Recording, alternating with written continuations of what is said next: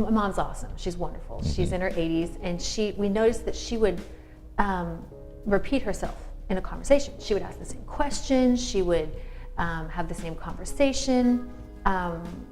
She would greet you like she hadn't seen you yet after she already had. She would like leave the room and come back and, Monica, you know, like as if she hadn't seen you. And so it was that kind of thing. But none of it was hard to deal with. It was just unusual and a little bit uncomfortable, and we were concerned for her.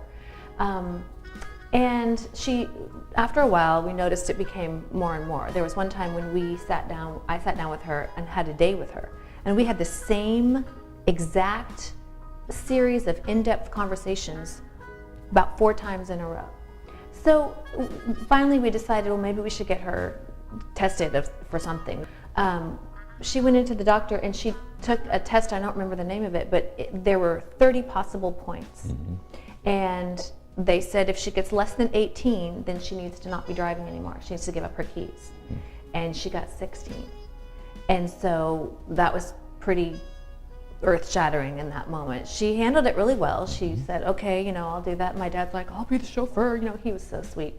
It was still a pretty significant thing. So, you know, time went on and we found Neupanex. And I noticed about a month in, I think it was, I went to lunch with them and we sat down and had a meal, and she did not repeat herself one time.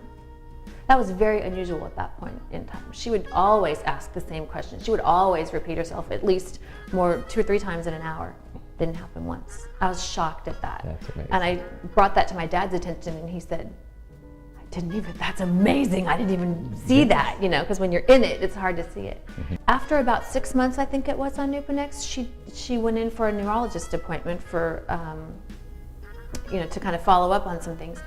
So when we took her back to the other doctor, and we said, hey, could you give her the exact same test? Because we want to know, what exactly are we looking at? This looks pretty good. What's the deal?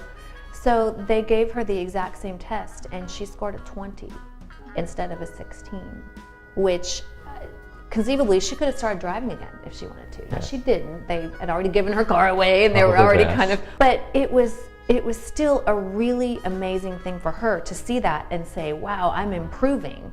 And that made her only that much more interested in taking Neupanex. She loved that. Right.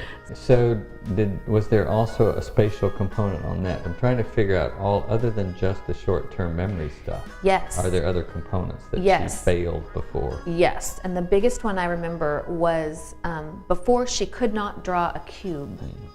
They asked her to draw a cube, and so she sat down and couldn't come close. And then after the Neupanex, she drew a cube without blinking. Wow. So it was impressive. That is impressive. But we do see, sort of anecdotally, improvement on short-term memory. I mean, she is doing less of the repeating, and sometimes she'll even say, oh, we talked about that, didn't we? Didn't we? Oh, I remember that.